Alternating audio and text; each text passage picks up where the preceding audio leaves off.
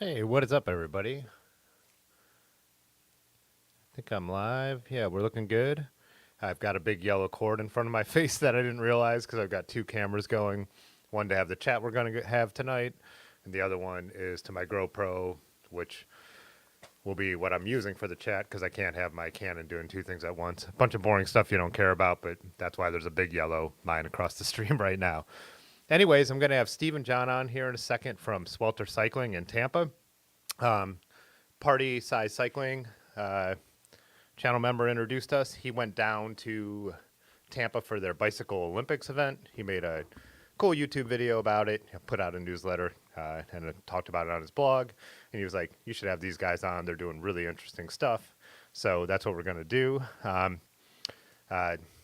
They're describing Swelter Cycling as kind of an umbrella organization for events, you know, cool caps. Originally a number of people, but kind of whittled down to the two of them. So, yeah, say some what's up to you guys, and then we'll bring them on. So, what's up? Brad's in here, Large Marge, Rusty, Jay Dandy, how's it going? Blackball, Jacob, Dimitri, hey, how's it going? Thanks for letting me know I have a cable there. I appreciate it. Yeah, I got a big stash too. That was my in the habit of shaving some ridiculous facial hair before we go on a bike tour because I got back last night from doing the Gap in the C&O Trail. But I didn't want to bump this stream again because we've been trying to schedule this forever and our schedules weren't working out right.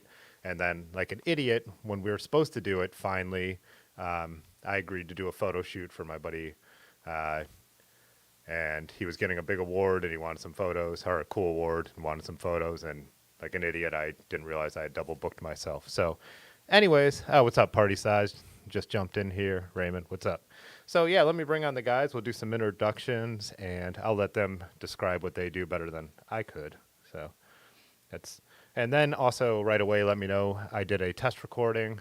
Brad jumped in for me, so I think everything should be working all right. But it's amazing how many times I've done this, and it almost sometimes feels like the first time every time. Anyways, I already have the wrong screen up, so let me see what I'm doing wrong here.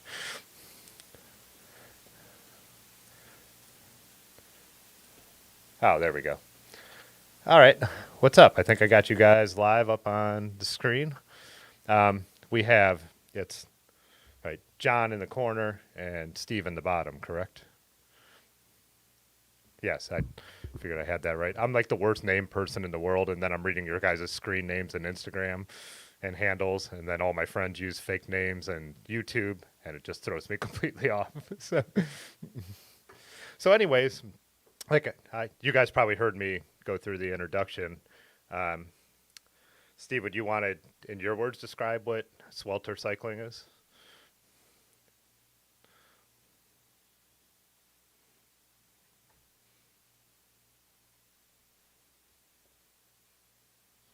Like you said, like an umbrella where it would be something where someone had a good idea for a shirt graphic or a race or a different event or a cap or whatever. We could just kind of do it under that, and maybe it would be a name that people could recognize, and it could be something that we could all kind of work, just bring people together and do all that stuff under.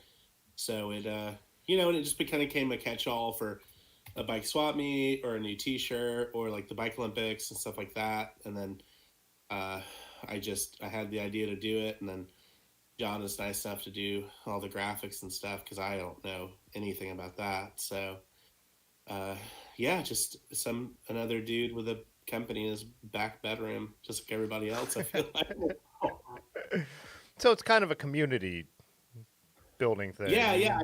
Like I've had a lot of good feedback from like our friend Kirsten Bro that lives here. Like we made these bucket. We made it. I guess I did, but like it was her idea, and that was like the best selling thing we made. So like yeah, we have a lot of great community support. People will have an idea of like, oh, we should do this next time. Like that would be a cool, group ride idea or something like that. So it's all just a way to facilitate a lot of cool ideas that maybe people feel more comfortable working as a group as opposed to just like on their own or something. Awesome. And so, Jon, you are a graphic designer by trade? Yeah, I'm a designer, and then I also at times tattoo out of my studio. Oh, really? Oh, I didn't know that. Cool. I Mm. I have a tattoo shop 2 doors down from the studio, my photography studio. So I'm friends with a Nice. lot of cool tattoo artists. I just shot one of their weddings, but I usually don't do weddings, but it was for a tattoo artist friend at a brewery, so it was pretty chill and up my It's a alley. win-win. Yeah.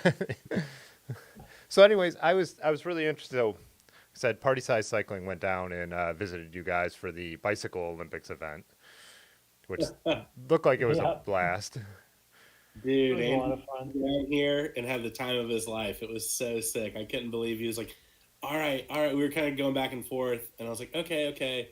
And he's like, all right, I'm coming. I was like, okay, sick. Like, and then it was like awesome, but I was also like, damn, this guy is flying down here and leaving his family to come hang out with us. Like, we'd never done it before. I was like, damn, dude, like, what if this doesn't work? What if this is like the fire festival of bike events and everything just doesn't work? Because, like, my sister in law was like, oh, so, like, you guys are doing like a tug of war on bikes? I'm like, yeah, yeah. She's like, oh, so you've like done this before? I was like, no. And she's like, oh, okay. Like, all right, I guess. But yeah, sorry, I feel like I kind of railroaded you there. But yeah, Andrew came down and that was pretty sick. But I'm sorry, I didn't mean to cut you off, Tim. What were you saying?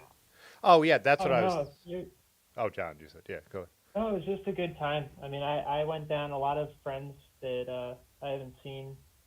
Made new ones from. I mean, we had guys from and girls from New Orleans, Miami, with Andrew, Jersey. I'm from Cleveland. Then people from all over Florida, Orlando. I'm forgetting some. Describe Like, the describe the event too, because I know about it, you guys know about it, and a couple people in the chat do. But we gotta describe what the event like was. Huge piece. So really the long story long is this is something they used to do in Jacksonville years ago. And I'd heard from friends like for years, like, oh man, it was called the Dirty Duval Bike Olympics. And I was like, oh man, that sounds so cool. And theirs was way gnarlier. Like we did, so to get into your question, we did a scavenger hunt on Friday night, different Olympiad style events on Saturday, and then Sunday was a track lacrosse and open field cross race.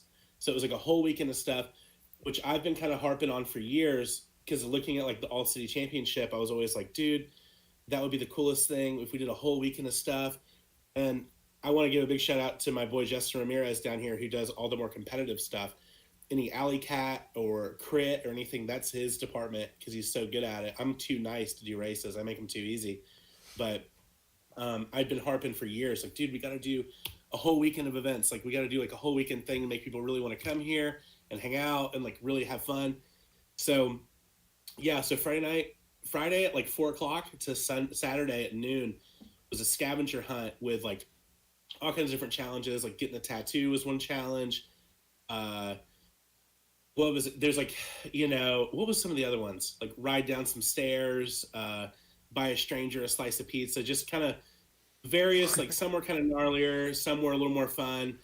And then Saturday was different events like bike tug of war. What else did we do? A lockup contest.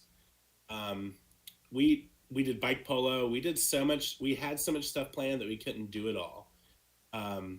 So which was probably a good sign. And then Sunday was just a standard like track lacrosse and then cyclocross race. Nice. So I was really interested to either of you. I've like me and my buddy Large Marge and his chat name like started a kind of a ride that we do weekly. And early on, we were like, anyone can come and all that kind of stuff. And then we've kind of like gone the opposite direction where it's kind of like a closed group. So then we organized a couple things, just a couple rides. I did one that was kind of through the channel where I wanted to show people like some of the crazy stuff we ride around here. Or like I said, industrial gravel, abandoned factories, train tracks. And I'm like, I worry too much about people and like everything. And it just like was too intense. And then Large also organized one event of like kind of his routes and stuff like that. And we both kind of realized we like going to people's events.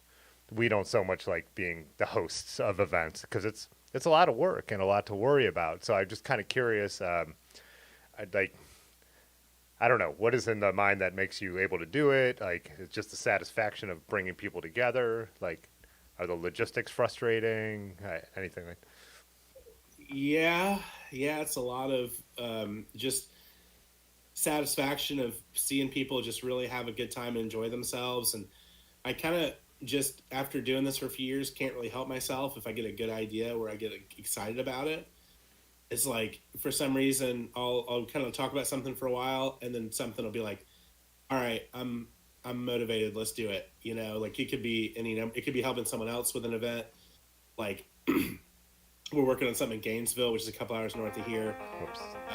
Where it's like a mixed terrain, like single track style alley cat, because there's all these like DIY trails through town. Like the other day, I was just like, I saw something on Instagram and I was like, all right, I'm motivated, let's do it. Like I'm ready to make it happen. So just the satisfaction of bringing everyone together, having a good time, getting what I think is a good idea, and then wanting people to experience it and have a good time. Mainly bringing people together. And then I love to plan. Like I love like sitting there and be like, all right, we're going, or like we'll go on a trip and I'll be like, all right, so we got this, we got to find this Airbnb. Like I love to do that stuff. So I think, just kind of all that stuff comes together.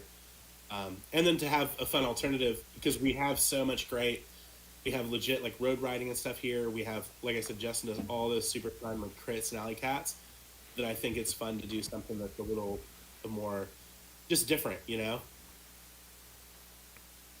That leads me to what you said about like you guys have a bunch of great like cycling scene stuff. John, having been, curious, like having been in Cleveland and down there, how would you compare the two? So, for anyone who doesn't know, I'm in Akron. Cleveland's 35, 40 miles north, depending on where you are. Um, and I feel like my experience with Cleveland riding has been fairly good, but as we chatted a little I before, yeah. don't have as much in terms of the. I guess kind of lived before I was back here. I guess permanently. I was on and off the East Coast for a little over 10 years, and then down in Florida for about a year and a half. I mean, down in Tampa, and even from friends I have in Miami and people I met at the Bike Olympics from New Orleans, I mean, that scene is very unique, like a family. Um, it also helps that 300 some days out of the year you can go ride. You might get hit in a rainstorm, but there's no winter. And so I would say the big difference that I've noticed is that they have like weekly rides where there is some variance in numbers, but pretty much a core group, especially Wolfpack Wednesdays, which is like an all track bike fixed ride. Um, and yeah, I mean, every time I go back down, I mean, I was just down. I mean, Bike Olympics are in June. I mean, and I went down and stayed with Steve, along with a few other people, and I'm down there a lot, and it's like kind of like you just like going home. It's just a very different scene. I feel like in Cleveland's kind of a little bit more fractured at times between East Side, West Side. Um, and as we spoke briefly before, that I personally don't always feel comfortable riding alone through some of the pockets on the east side to get to the west side. Um, it's just some of not the best areas where, it's hard to keep your head on the swivel with. And I think people are worse drivers in Cleveland regarding cyclists because we have winter. They're Mhm. never really used to them. I'm sure it's the same in Akron. It's just, Florida, we would get kind of hassled a little bit, but at the same time, you always know cyclists are out if it's nice weather. Whereas um, we probably get 5, 6 months out of the year, most five probably, where it's not snowing or rain and wet. Um, so I think it's two very different places. But I mean, the people I've met here since being back, the few of them, um, all been really cool and open, to new people and stuff. It's just a weird separation sometimes between like I'm currently on the east side, um, and I don't always feel like stuff's as consistent in terms of group rides. Um, Hmm. but yeah, I mean in Tampa you also have Steve and Justin who are very willing to plan things. I think that's also a major difference. Just a few people that really like taking on that responsibility. Um, and I usually when Steve gets an idea, like the races and stuff for him, I'm just the guy that draws things. Um, so he'll hit me up and say he has this idea, be it for clothing or an event, and I draw it up for like a spoke card or apparel, whatever is needed. Um, and then yeah, I mean I would say Swelter definitely like even though I'm in Cleveland, we still keep it with like a Florida twist to it because it's really like they have something special there, and it was kind of like awesome to even hear the Miami crew that came up being like, "Yo, this is not anything like we've seen before." Um, so I mean, yeah, it's definitely like family, like legit. Yeah. So you guys, so Bike Olympics was kind of a big event you did for the first time, but then there's also weekly rides down there that you guys host as well, or sponsor Uh, some. Shop does. I don't know. Is Justin still doing Wolfpack? Yeah. So Justin hosts a weekly. It's called Wolfpack Wednesday, which is like a faster like track bike ride, predominantly track bike. And then our friend Kirsten that I mentioned earlier, she does a really big casual ride on Tuesdays called Casual Tuesdays that gets a ton of people, and that's every week. And then there's Casual Thursday over in St. Pete, which is like the next town over, which has been going forever. And that's kind of like the genesis of everything. And Then there's, we have critical mass like everyone else, and then or my friend Josh Barber and we do a first Friday ride called Fun Fridays, which is like, all right, we're gonna meet here, we're gonna go to some place that has like, pizza or wings or some kind of fun food, I call it, and then we'll go to another place that has drinks. So just kind of a way to get people out and cruise around. But there's a lot of really regular group rides, and there's even like faster like early road rides, like Tampa Bay Rides does a lot of the early rides at like 6:15 doing laps and stuff like that, which I don't really get to. But yeah, there's a ton of activity and a ton of group rides, which is really cool to see, and there's something for everybody. For reference, how big is Tampa, like population wise? Like, That's a great question. uh how big is Tampa? I would say it's a mid-sized city. And there's a lot of cities around it, like St. Pete, Clearwater, whatever.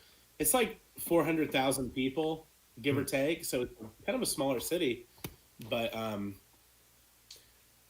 Yeah, yeah, yeah, because I think for reference, because when you talk about like how much is going on, I think that's kind of important. Like here in Akron, there's one monthly ride that I mean, there's some roadie stuff I just don't. It's not my thing. I don't pay as much attention to it, so I don't want to discount it. But it's not yeah, something I same. as much aware of. There. There's a monthly Akron bike party. When I know a number of cities have bike parties, it's the third Friday of every month. Summer definitely a really good turnout. Definitely weather dependent turnout like group, and that's like 10 mile chill and at a brewery that our friend owns, and it's like 1 liter. People just block off lanes, but there's no real organization to it. Like be here at 7:30. This is the route, and keep it together. Whereas Cleveland does have critical mass and slow roll Tuesday are the two I'm aware of, and then the shops once in a while will organize their own rides, but critical mass is really loose in Cleveland. I went once, and it was just like, sometimes they have an ending point, sometimes it completely falls apart. Like, is the vibe Oh, I get. So, yeah. Slow Roll Tuesday Yeah. seems to be the one that kind of hangs together and The has one that a. gets a ton of people. From what I've heard, I personally have not done it. I should. Um, I that's one I've heard where you can get a couple hundred people from another buddy of mine that I work with who's done it just for the heck of it one night. And yeah, he said the night he went, it was like 300 people, which I just can't imagine. Considering it's also like I know Cleveland, I just can't imagine that big of a group of cyclists moving through. But I guess they were blocking lanes and everything. And from what it sounded like, it was organized. Um, and everyone had lights and everything, obviously, because it was at night. But uh, recently, that's the most popular one I've heard about. Um, then yeah, the shops will do stuff. I know Joy Machine does a lot of packing, and then especially, I think the owner Alex likes that a lot. Yeah, yeah, there's a number of people who watch this channel who have met Alex, and we ride with Alex. We had Dirty River here in Akron. We almost like my friend owns and my closest riding friend works at. We almost like think of them as like sister shops. They're like same vibe, same wavelength. A lot of adventure bike type stuff. Joy Machines has a race element to it, whereas we don't down here. But they have a cross team and stuff like that. But that was the other thing. I saw you guys in your description said, speaking of that, it just hit my mind. So you said something about like a race team. Is that like track lacrosse type stuff do you guys like Uh, sponsor, or do you like design merch for, or what's the connection with that? uh, Steve.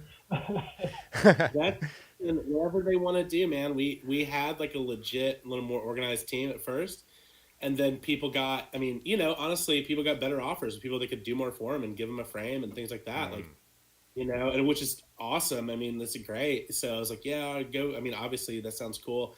So we kind of fell off with that, and I was like, well, we want you to still be involved, so let's just make it like a club or something. Like I said, I don't know what it is, but um, so to answer your question, whatever people want to do, if we can support them, that's super cool. I mean, in our limited resources, um, we'll do that. But it could be something as like we had our boy Matt wanted to like go to Asheville to go to a polo tournament. Like, yeah, let's just go. So, um, so basically just like transporting him up there and just making a vacation out of it, or it could be something like, oh, you're going to this cyclocross, race in Oakland. Like, what do you need? And it could be nothing, because so many people everyone's like an adult and they're able to get their own shit done. But it could be, any number of things they need. It could just be a support with, we made kits and jerseys and stuff, but now it's more into like event organizing and things like that. But yeah, if someone needs something, we just kind of take it case by case to figure out, what can we do? Is that reasonable? Like, normally it's yes, but no one really needs anything, so I guess it doesn't really. Yeah. Yeah, we joke with Dirty River about like we should get like wool jerseys made up with like this hand stitched letters and show up at like cyclocross races on our hodgepodge gravel bikes, because none of us is that serious, but there's a few in the group that are actually kind of fast. So it'd just be fun to show up and looking ridiculous and not in like normal modern kit or anything like that. But Yeah, for sure. but we've never done it, so it's one of those things we always talk about. Yeah, yeah, and so like you said on the Tampa thing, I was kind of interested. There's a couple guys in here. I see Rusty's chatting. He just moved to Cleveland on the west side from Arizona, and another friend, Patrick, who I don't know if he's in here tonight. But they were telling, it's kind of interesting because they were talking about the weather difference, and you kind of alluded to, John, with the how it's flipped, like the winter is summer and the summer is winter. Yeah. That's so. Like I said, I have cousins in Florida, and I've gone down there, but it's been years, and I don't ride. And of course, we would try and aim our getting down there, like spring break, or, late winter here type stuff. But is that the same like in the Tampa area? Does the summer become like a time where it's almost too warm to ride bikes, or? In the For middle, me, yeah, in the middle of the day, this can be. I mean, it's not impossible. It's not really like dead of winter riding where you're like, dude, it's like 10 degrees. This is just unbearable. You can do it. It's just gonna be super hot. So you can ride in the summer. I don't like to because I sweat so much. And I'm like, dude, why would I do this? I'll just wait until the evening or go in the morning. Yeah, you can. I mean, if you really want to, if you're motivated, you can get out there and get it done. A lot of people do. Um, so I guess it is better in that regard.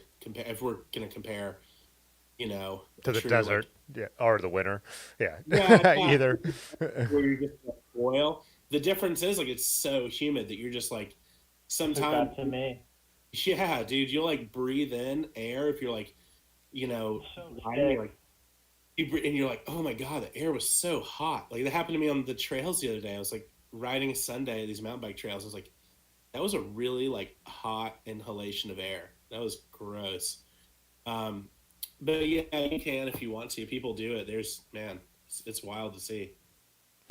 That's a question I have for you. So, when I was in Tallahassee over the winter, I did a ride down to. I was trying to make it to the Gulf, but there was this crazy wind, so I knew I'd have to turn around and fight a headwind the whole way back. So I didn't make it all the way down. I was going to try and see the lighthouse and stuff. Went halfway on the way back on the trail I was riding. I saw some mountain bike trails, so I cut off and I started riding them. They were dirt trails that were fun to ride, but like the bike I had rented was I can't even specialized and it had like 38s, and I was totally fine on these mountain bike trails. So basically, not what I would consider. In our trails aren't that gnarly up here either, but they definitely weren't like the impression of mountain biking. And Tallahassee actually has some hills. So everybody else's impression of Florida is that it's pan flat. So in Tampa, is there actually some? What are the mountain bike trails like? So there aren't hills here. Tampa's super flat, but the mountain bike trails are old phosphate mines. So if you're into mountain biking, like anyone watching or whatever, they're super cool because they're short, punchy climbs, and they're very unique because they're so different than a traditional mountain bike trail. Like if you watch videos of, you know, any legit normal mountain bike trail, you're like, damn, that looks really good. Like here, they're weird, but in a good way. So they're really cool. If you're into that and you're already down here, they're definitely worth going out and riding. I love them, but I'm kind of used to them. But yeah, they're all old phosphate mines, so there's a lot of like handmade elevation to where you'll climb like 30 feet, but it's just one straight climb, you know? Hmm. So they're cool for sure. There's a bunch of great videos out there of everything. So I would definitely check those out, but they're very cool to see. I'll have to see that. It sounds like some of our unofficial trails here in Akron that we ride. Like we have a place we go to called Honda Hills, which we're not really. It's a no man's land, post-industrial type thing. But that's what it is. It's just these short, punchy climbs and curves, and it's not because all the mountain biking here is basically dropping into the Cuyahoga Valley and then riding out, and it could be fun and fast, but it's not Sedona or. So it's Sure, sure. interesting to hear you say that that's what it's like because it sounds like what we do for fun kind of off the books type fun. But Yeah, they definitely make them like harder with, well, there's a lot of routes too, which those really add an element of difficulty and technicality to it. And then they'll also try their best to do like, all right, let's put some rocks here. Let's do a little rock garden and stuff like that. Like we have this group here, Swamp Mountain Bike Club, that does so much for trail advocacy and trail development and maintaining, and they do an incredible job. But they make them to where they're still very much worth like checking out if you know people come down here to go to the beach or whatever. So they're super cool. Like there's a ton of videos. Like I said, you should check them out and see how they compare. They're something. They're weird, but in a really good way. yeah, I'm definitely gonna look that up. That sounds interesting. I was gonna play some of that stuff in the background, but I, too many windows, and I'm just not gonna risk messing everything up while we're chatting. John, you said you usually ride. Did you say a track bike? Is that your Yeah, like? that's kind of my preference. I just kind of like the simplicity of it. Um, then I kind of got into it when I lived in Brooklyn, New York. Hmm. Um, I was actually a lot of the guys I climbed with track bikes, kind of as like their outside hobby thing, and ended up learning during rush hour on Bedford Ave in Williamsburg, which was terrifying, with a couple bike messenger guys, and yeah, it just kind of I like the simplicity of it, and I don't know what it is. It kind of reminds me of when I used to ride BMX. Just kind of I can go fast. I can kind of push my limits as I want. Um, Obviously, with different traffic and stuff, there's different elements there of danger, but it's not even that. I don't. There's just something that appeals it to me. It's just easy to repair. I know a couple of friends I have around here will just ride them during the winter because they're just kind of like they can take a beating Hmm. compared to like a nice race bike or something, especially with the way they sold around here.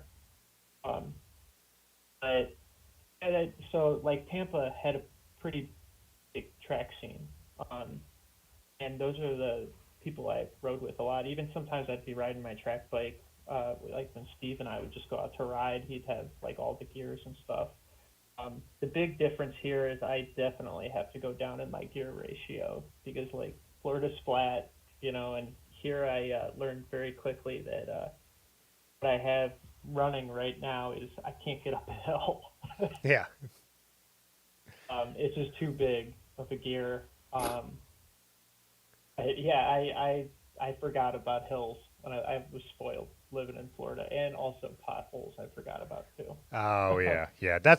I think that's why I had a couple buddies who rode, fixed, not necessarily track bikes, more like flat bar, but and I was riding vintage road bikes with the limited 6 speed in the back, and then I think we all just got to the point where we're like, gravel bikes even make more sense on the roads around here because our roads are beat up. You got a ton of hills, and it just like slowly everyone kind of transitioned over. I know that's kind of what's happened in the cycling world in general, but I think it's because in a lot of places it just makes a lot of sense. But I also, to hear you say the BMX and fixed connection, like I see that a lot in general too. Like it seems like people who grow up in BMX, there's definitely a connection to riding, more of a standard size bike and a track bike or a fixed gear. I think probably the control and stuff like that is probably an element of it as well. Yeah, I felt more in control, not really having to think about shifting gears.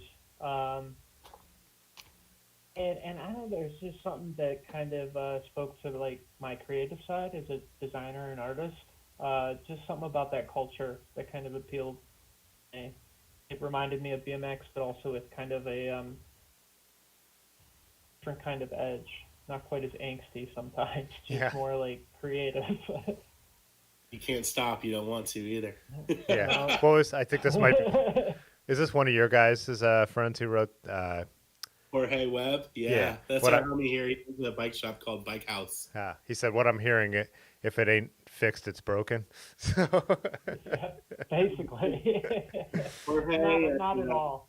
Not at all. I mean, up at the Bike Olympics because they're both into, they'll probably correct me, like death metal, And I guess there's a bunch of that has been recorded here. So Jorge took Andrew to some warehouse where a bunch of that music has been recorded. He was so psyched. It was the funniest thing. Like, yeah, we're going to this building, like, Cannibal. I'm butchering. They're going to definitely correct me for this. I hope they do. But, like, they're like, yeah, dude, Cannibal Corpse recorded a bunch of albums here. And I'm like, oh, hell yeah, all right. So it was just another fun, like, element of his trip. But, yeah, our boy Jorge, he's tight. He has a bike shop here called Bike House. yeah, that's what it seems like there was from watching Party Size Andrew's videos that there's a number of decent bike shops, which is interesting because I'll chat with people or people will watch a YouTube video of mine and they're like, where do you get stuff? Or we're having the stream and they're like, well, I guess I'll buy it online. And I'm like, it's better if you could go see it in person. But then I forget that, like, I don't know, maybe I'm spoiled because we have Joy Machines in Cleveland. Like we talked about, Blazing Saddles is a decent shop up there. Here we have Dirty River Bicycle Works. There's kind of a more old school bike shop just right down the street from me, but the guys are cool. Like with my vintage stuff, they know all about it. I like take apart a wheel. They're like, oh, you need 12 ball bearings for that and this size, those kind of dudes. So I kind of forget that like some cities don't have that, or they go in and it's a roadie, full on roadie bike shop that is only going to try and sell them, the GCN, build or whatever. You know what I mean?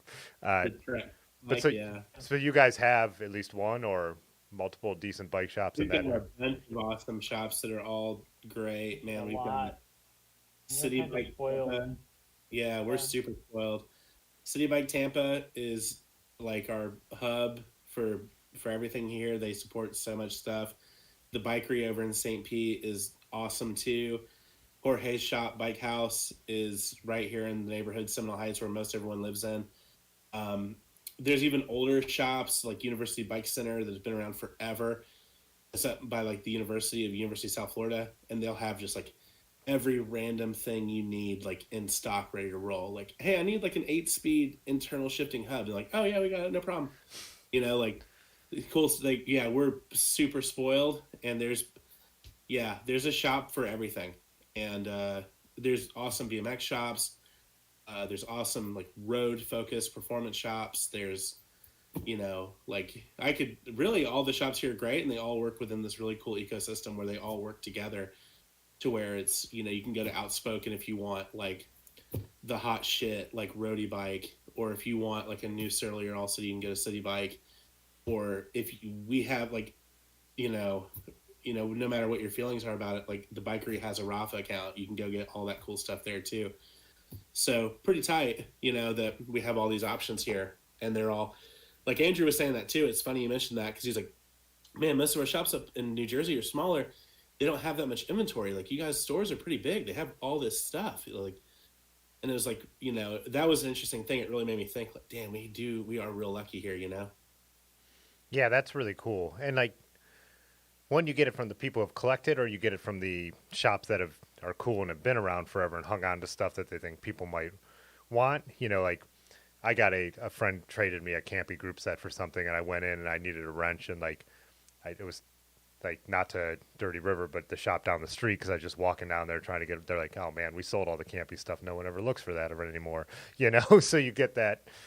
It depends, and I don't ever mean to like I also don't want to shit on any roadie culture either. Like I'm a huge pro cycling fan. Like I watch it like fairly religiously. I just don't do it, and I don't like generally hang out with roadies, and I don't wear kit and stuff like that, but I don't like have a problem with it. I think the problem a lot of people have is they go into a bike shop that's only oriented towards that. And so they can't get a comfortable saddle. They're trying to sell them a bike that doesn't fit someone who just wants to ride Akron Bike Party or our towpath or the bike trails.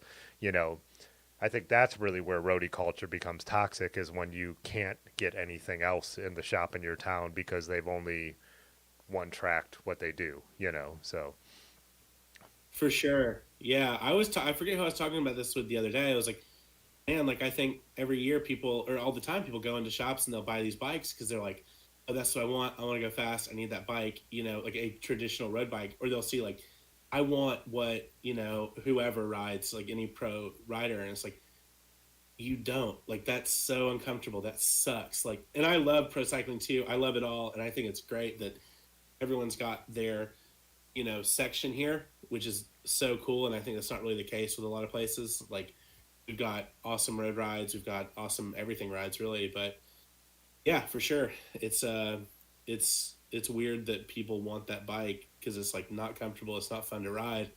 It's meant to like perform, you yeah, know. people who are getting paid to ride those bikes. People Right. where 10 seconds over a 5 hour race makes a difference, you know? And Yeah. I try and remind people of that sometimes. And like we were saying, John, like it, we just kind of don't have the streets for it around here, you know? Like, It's kind of fortunate. I mean, obviously, like even where I live, I'll see people out riding like a road or race bike.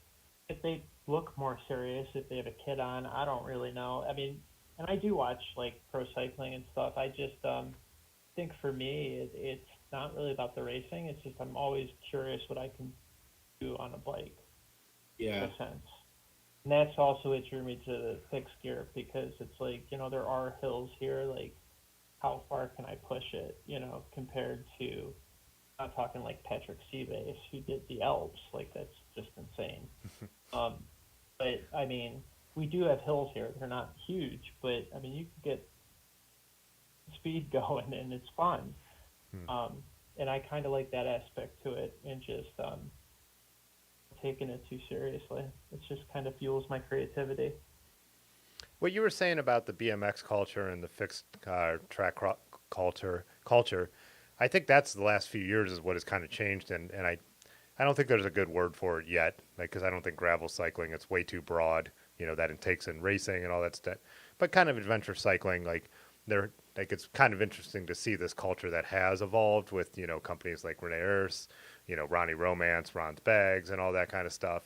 It's been like neat to see like a non-competitive, Pathless Pedal becoming a more popular YouTube channel, like, you know, talking about friction shifting and, things that, yeah. I don't know. I just think that's been a unique thing. And I think you're kind of your bike Olympics and some of the events being like fun and competitive, but less serious, like plays into that as well. Just in bringing the different groups together, even watching the video, you could see like the track bikes and different bikes all mixed together. Yeah, for sure. My friends group has always had that, and I met someone, one of my friends who was from a bigger city, and they're like, "Oh, you all hang out together?" And I was like, "Why wouldn't we? We love riding bikes."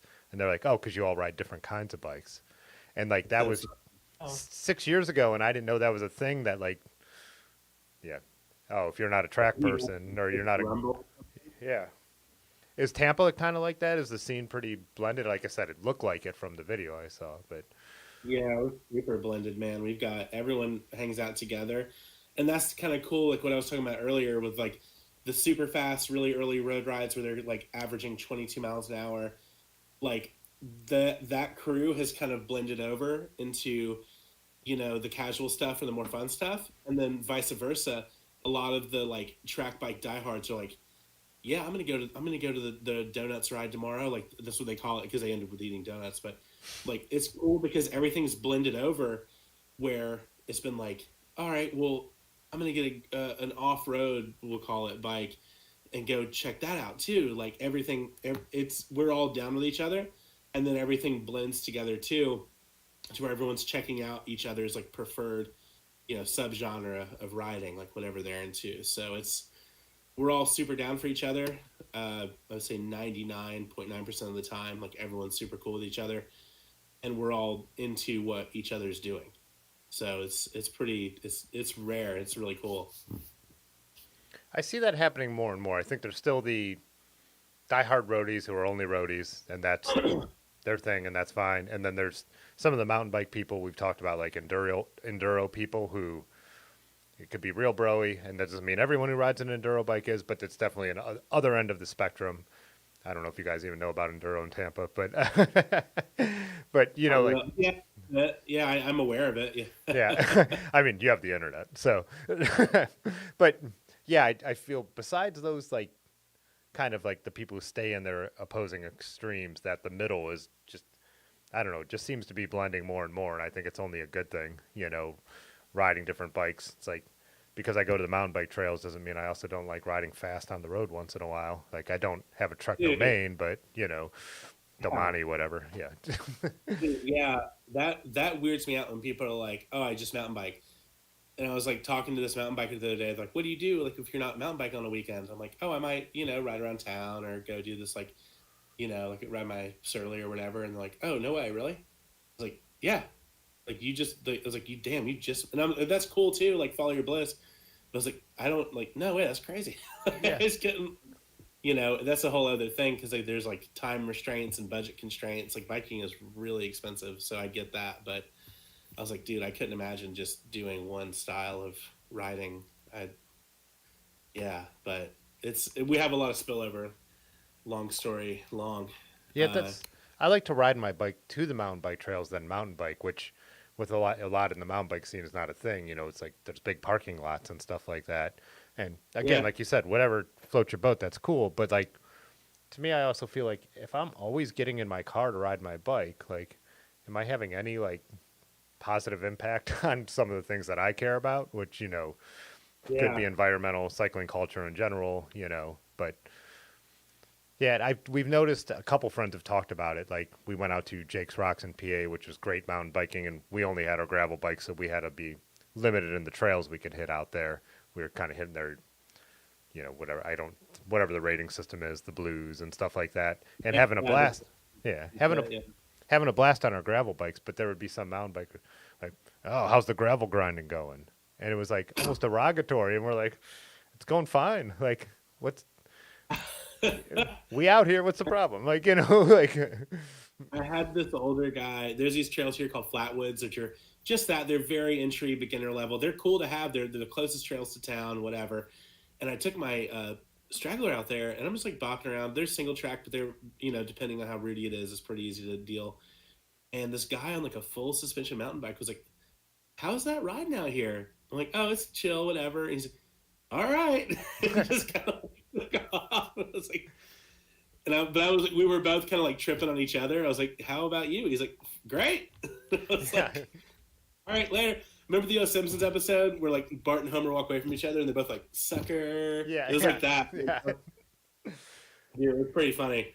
But we were both kind of psyched on each other, but both kind of tripping on each other too. That's what I say with a lot of our mountain biking trails. When I'm underbiked, I just go slower. You know what I mean? Like, if I have to walk a rock garden, it's not a big deal to me. Long as I could ride most of it. Like, you know, you ride a more capable bike, you go faster. I don't, you know, it's just kind of right. In general, and probably any scene, it's more extreme, I think, with the mountain biking world because, you know, you can't ride your gravel bike out at, you know, out west at some spots, but No, no. around here, if I have to shoulder it once in a while, it's like, hey, but I also rode 10 miles to get here, and this is more fun for me personally, you know, so. I'm no stranger to walking my bike, so I'm just like, all right, whatever. This is just par for the course now. Yeah, I think mixing it up is like yeah, like I said, I know people who only, like, their mountain bike is only their vacation, you know, like they take the ski lifts up and they bomb a hill, and I'm like, that, you know, like adrenaline junkie stuff, that's totally fine. But I can't believe that doesn't inspire them to ever just go ride a bike, like ride a bike to work, ride a bike down the towpath here that we have here. That's an old canal trail. That's always surprising to me. So, Yeah, it's so weird. I don't know. Maybe because I don't know. I'm so like, I love it all that, like we've said before, like I'm not judging anybody. Everyone should do what they want to do. It's your life. But I just couldn't imagine not being like, oh, I'm going to check this out too. That, I don't know. But yeah, damn, these comments are so funny. Go for it. Yeah, if there's something you want to read out. Dude, Rusty Shackelford. That's so. I love King of the Hill. That's so fun. What was a funny one? People just talking shit about like Led Zeppelin and stuff. That's great. What is that about? You only hate on Led Zeppelin? Oh, I'm not a Zeppelin fan, so they know that, and they try and Yeah, I'm not either. yeah. I didn't know Miss Cleo lived in Tampa. That's crazy. Oh, really? Dude. She hangs out in Ybor is like the party zone here. It's like where all the it's like the French Quarter here, you know? That's so funny that she hangs out in Ybor. Didn't she get sued? She got like sued for ripping a bunch of people off. Yeah. Well, She was the only psychic that got in trouble for it. Like, is every psychic a fake psychic? yeah, yeah, I know, yeah. It was all fake. I know she got sued for something, but I don't remember exactly. Crazy. I don't want to stir the pot too much. I don't want anybody that is into the psychic world to get bummed. This is a pot stirring crowd. That's what they wait till I have a couple drinks usually, and then they start like doing all this stuff, and I start ranting, and I'm like, they're just doing that to push my buttons. You should know better by now. But How can you not judge a roadie? yeah, we have a whole thing in here. Roadies don't wave. Bike. I invited a bunch of friends. I hit them up. I was like, dude, get on there and like talk some shit. Like, that would be funny. Dude, oh my God, it's so funny. What was the other funny one? Do you not curse before 10? Oh yeah, so someone had messaged on one of the like a regular comment under the stream, not in the chat, that was like, oh, I watch your other videos and I see you do live streams. Like, I'm at work though. Is it like, I don't know, what is that acronym for safe for work, SFW? And I was like, Yeah. I was like, and this is like 2020, the next winter. And I was like, yeah, it's usually fine for like the first hour. Then after 10, I've had a couple beers and I have no idea, so it became the joke, no swearing till after 10 because of this guy. But we've now stuck with implementing this rule on the stream so at 10, everyone just starts dropping F-bombs in the chat and stuff. So Like Playboy After Dark when 10 o'clock hits. yeah. Dude, that's so funny. Yeah, dude, we're pretty lucky down here because I always tell people, like when we were tricking people into coming down here for the Bike Olympics, I was like, man, I would never convince you to come down here and ride just to ride here, because like it's fun. The riding's not here is not great. It's not destination, but the people here really make it so great. The people here, we're all super down for each other, where we could we'll hang out, or we could be like, oh, we're gonna go see our homie Austin's band play on Friday night too. Like, we're all gonna ride together to go see them play, or stuff like that. So we're, we get a pretty good group together to travel and go on different trips. Like, we'll be like, oh, what's up with Belt Grind? Let's do that. Let's hit it up and let's, go here or there. So we're pretty lucky in that way, that it's been such a great friend group for everybody, so even if it's something that's not super bike related, like my bachelor party that John was there for, there were bikes there for sure, but it was just more of a casual trip. It was still super fun to bring. I think that was a super fun one too. We do that too. It's more about like cycling might be the thread, but like it's the community of like-minded people that kind of met. The bike shop, Dirty River, does a Sunday ride. They call it their Yeti rides, and they do exploring stuff. Originally kind of designed as a fat bike ride, but now they'll kind of say what you should bring, but it's always like a slow, no drop, type thing.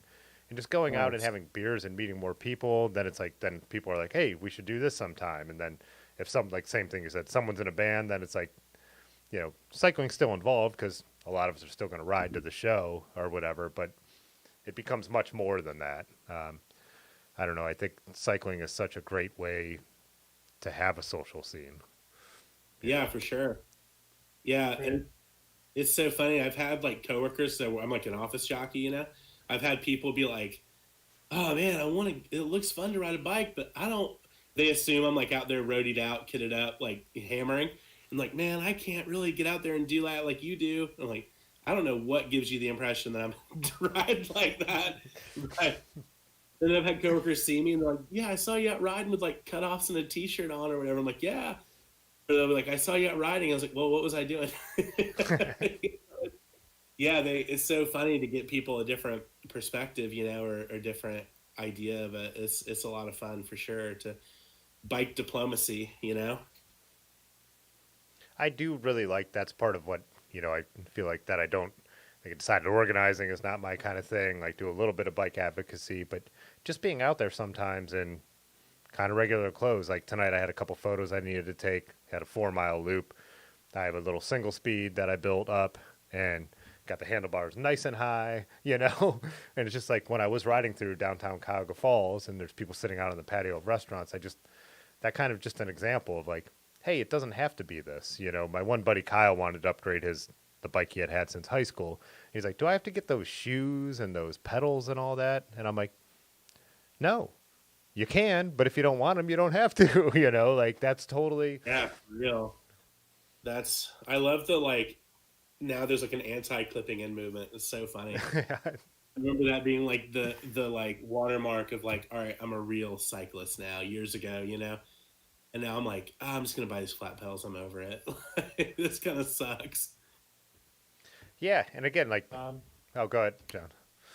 Oh no, I was just saying. Unfortunately, I do have to hop off, but I do appreciate you having me, dude, and hopefully we'll connect and ride one of these days before the snow comes back. Yeah, for sure. Yeah, yeah, it was really nice meeting you and chatting and everything. Yeah, for sure. No, this was a lot of fun, and then thanks for having us. And Steve, I'll be talking to you soon. All right, man. Thank you for coming. Yeah. Yeah, of course. Have a good night, guys. All right, good night. John's probably. I haven't even. Oh, it's 9:53 about now. Yeah, cool. We're almost there. It's almost time to really let it loose. really, really get crazy. I think Ringo is a drummer. Wow. Yeah. Dude. It's funny. I just am not like I grew up being like more of a punk rocker, so like the classic rock stuff was kind of the enemy.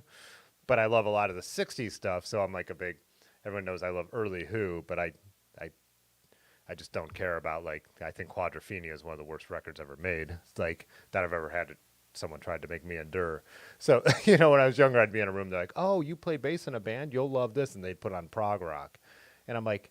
I could tell there's talent here, but this does nothing. It stirs nothing in me. Yeah. So I'm like music too. I'm like, dude, I'm just not into it. Like, this is cool. I mean, do your thing. I'm not. There's this thing, the fest here. It's like a bunch of like newer punk bands and stuff, and I'm just like, y'all. There's a bunch of our friends that go. I'm like, that's cool. Like, I'm not hating on you, but I'm good. Yeah. Like, y'all enjoy yourselves, but with the Who.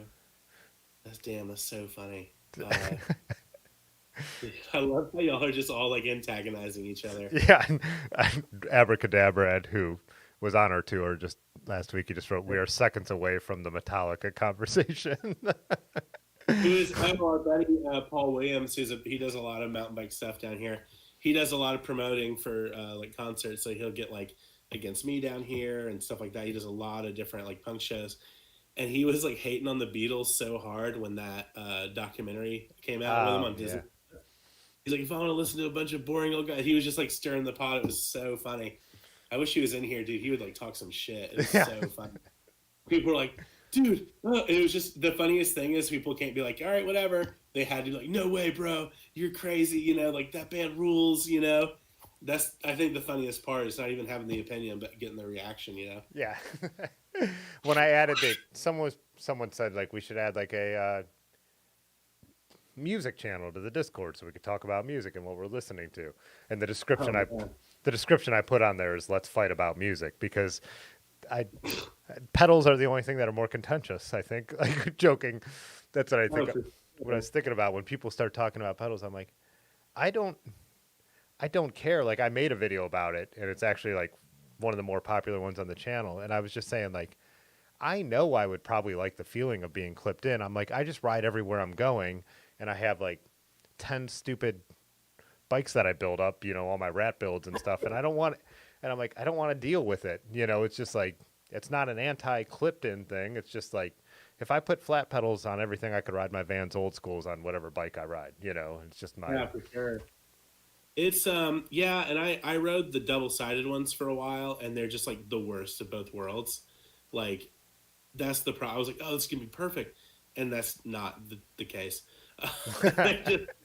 they're just the worst. It's like not a good flat, and it's a weak clip, and it's just like, I suppose if I'm gonna do some distance, I'll put on some some clipless pedals or whatever. But I've never felt like outclassed, out riding, not being clipped in. So especially here, we're keeping it pretty chill usually here, so I'm not super stressing it. I do like cages on my vintage bikes, and when I climb a hill and I'm like maybe going for it a little bit, it's nice, and it makes me know what clipless would be like without, you know what I mean? Gives me that idea of. But same diff, yeah. But again, this is kind of my philosophy in all of riding is I would rather be prepared for the 90% of my ride and off for the 10%, and that's the same thing with underbiking on mountain bike trails. If my ride's going to be 25 miles and there's 5 miles of mountain bike trails, I'd rather be underbiked, For sure. If I'm going to climb one hill really fast, but I was out on a 30-mile ride, if my feet aren't hitting the perfect position, it's not the end of the world to me. So, I'm not winning anything, so. I've never clipped in actual mountain biking just because I'm still so new to it. I've only been doing it for like 2.5 years as opposed to other styles of riding. So it makes me way more comfortable to have my feet able to move around. And I've never felt like, oh man, this is not a good idea. I've never been like not into it. Metallica died in 1990. See, Brad knew it. He knew he'd bring that up, and she agreed. What was a hammer? I love Dapper Brad. Oh my god, dude, that's so funny. New bike movie, Footloose, where everyone rides flats. Kevin Bacon did a Bike Messenger movie. Oh, is that a Premium Rush? Is that? I've never seen it. Is that Kevin Bacon? Over. Dude, it's an awesome movie. It's so funny. It's Kevin Bacon's this like hot shot stockbroker or something. He's like a finance bro, and he messes around and loses his parents' retirement. And then he's like, you know what? I'm just gonna become a bike messenger. And then it's so. Have you seen Premium Rush? No, that's what I said. I haven't seen it. I didn't know it was Kevin Bacon. I know about it. Yeah, it's basically like remade, but under like a slightly different premise. But it's like there's a love interest, there's a hero, there's a villain. The funniest thing about Premium Rush is the villain is like a cocky roadie who drives a pickup truck. He's like a working messenger in New York City, but he's driving around like a Dodge Ram. It's pretty sick. I need to see it. Yeah. Dude, yeah, it's really funny. Me and my buddy Justin that does all the fast stuff, we were joking because our homie Taylor in New Orleans was like, oh yeah, the 10th anniversary of that movie's coming up. I think it's next month, and it's on a Wednesday. So I was like, dude, we gotta do a special Wolfpack Wednesday where it's like themed around the movie, like just to make it really kind of like, because we gave the last race we did, it was like an out and back, and the DFL prize was a Premium Rush movie poster. It said like "Ride Like Hell," and it's Joseph Gordon-Levitt like looking back, like on his bull mooses, his bull horns. Yeah, and it was like, dude, it was so funny. I think the only cycling movie I've ever like non-documentary was that late '70s, early '80s one. What was that called? Breaking Away. What's that? Breaking Away. Yeah, Breaking Away. That one was sick. Remember he like pretended to be Italian to like holler at girls? Yeah. And then the Italians come and they're like assholes and it like kind of ruins his whole... Yeah. Dude, that was pretty sick. And it was like his dad was like, you're going to sit here and work at the car lot with me. Yeah. Like, no, Papa. Yeah. That's a great movie. I love it. There's that famous scene where he's like riding as hard as he can and there's this semi truck driver who's giving him the speeds. Yeah, like Our our friend April moved down here from Chicago like a year ago, and she did this like she had like a movie night at her house and played that because she's like real psyched on being from the Midwest, and it was pretty funny, and like so many people hadn't seen it. She was like hyping it up. She's like, "Now he's gonna race the truck!" Like yeah, the truck scene. The truck scene. I remember that from when I was a kid. I think they must have played it on like USA at like, you know, 2 every single Sunday or something. But I remember my brother. Oh, yeah, the Saturday afternoon movie or whatever. Yeah, my brother was he was a triathlete, so he had a like one of those. He had like a carbon lugged bike back in the day, and he was the one who was really into cycling, and that's why it was like had caught like Greg LeMond racing and stuff like that when I was a kid. But I remember him watching that movie and that truck scene. It stood out to me, and then I finally like downloaded it or something and rented it a number of years ago, and I was like, when that scene came out, I'm like, that's what that was from. That thing had stuck with me forever. Wow. Yeah. Damn, it hit you, huh? Yeah. That's cool. Yeah, that's a crazy movie. I forget when I saw it the first time. I was like, "Whoa, this is wild." Breaking Away is the best movie ever made. Yeah. Someone is that what someone said in the chat? Gleaming the Cube traveling through. That is like one of my all-time favorite movies. If you know that skateboarding movie from the '80s with Christian Slater. Oh, Rad. No, Yeah, dude. no, Gleaming the Cube. Oh, Gleaming the Cube. Yeah, yeah. I grew up skateboarding, so a lot of that stuff is still really burned in my brain. But yeah, that's so funny. I can recite Gleaming the Cube from pretty much start to finish. I've seen it so many times. Like the one where Tony Hawk was the pizza delivery guy. yes, yeah. So Bones Yeah, Brigade yeah. does all the skate stuff. All the skate scenes are the Bones Brigade. Right, Yeah. right. Yeah, I saw Rad more. But yeah, Gleaming the Cube was super sick. That's funny. Cutters. Cutters, yeah. E.T. is the best cycling movie. That's hard to argue with. Damn, that's sick. There's man, that's so funny. A Bike Messenger movie. That's so funny. Yeah, Rad was sick. That was a little before my time in skating, but I love all that stuff. It's so funny to watch those dudes like the daggers and the Yeah, Rad is just Romeo and Juliet on skateboards. pretty much. Yeah, yeah. It's a tale as old as time. It's so funny. Yeah. Yeah, that's such a wild man. What a weird time. Yeah, the Red Hot Chili Peppers are in that movie before they're famous, right? I mean, real early on, Flea's in it. Yeah, dude. I haven't seen that From 1986. I haven't seen the new one. I've heard it's really tight. I have a lot of friends that are very critical, and they swear that the new Top Gun is awesome. Really? So I was listening to an NPR thing about it, and it just sounded like it was real rah-rah, over the top. Sure. But then again, that's why I don't know. My friend Wes, who I started like our group bike ride with, and that is still going, like our small group, like at a certain time on Wednesdays, and like he's a bartender, and so he was having movie night, and he played Top Gun, and none of us had seen it since we were kids, and then we just realized every single scene in that movie is set up so Tom Cruise just delivers some badass line, and we hadn't realized how freaking like over the top cheesy it is, which makes it amazing, but it's like it's such a bad movie. Like, I mean, weird volleyball scene where they were in Jordan. Right? Yeah. I mean, it's totally fun and watchable, but like from any critical perspective, it can't hold up, And so I'm guessing the new one is probably like you leave there being like, oh yeah, that was fun, but that was horrible also from a critical perspective. I'm all down, dude. I'm super. I watched the Coming to America, like the second one. Yeah. And I loved the first movie. That's one of my favorite movies. And I was like, I'm just going to not even hate on it. I'm just going to enjoy. And it was the best, man. I was super into it. I try not to be overly critical of things. I'm trying to just have a good time and enjoy the ride. And it's like, this is great. Dude, yeah, pretty funny. Where's Maverick is worth seeing just for the plane shots. Nice. I bet they're flying some planes in that movie. That's funny. So, how are y'all? How was the that whole tour through? Did you rode from Ohio to Maryland? No, so we drove to Pittsburgh and jumped on the Amtrak. So we spent the night in Pittsburgh. We rode around Pittsburgh, got dinner, and had an Airbnb. And then we jumped on the Amtrak and took it to D.C.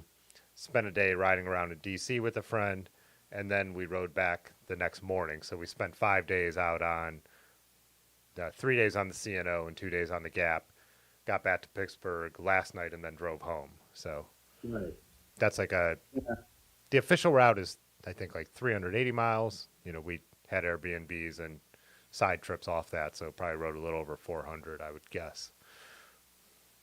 But yeah, it's beautiful. The CNO is really cool. Just, you leave Georgetown, Washington, you're like, the canal's still fairly restored through there, and so really pretty. And then you're like 20 miles outside of Washington, D.C. is like some of the most beautiful nature. I mean, you almost feel like you're out west, like waterfalls. That's what I've heard. Yeah. My wife and I went to DC for a wedding in February of 2020, and we didn't really leave the district, but I've heard it's gorgeous if you get a little bit outside. Um, so yeah, super sick. I want to ride around DC. We didn't ride. We were just there for like a quick weekend, but it seemed super fun to ride around the city too. Best bike infrastructure anywhere I've ever been.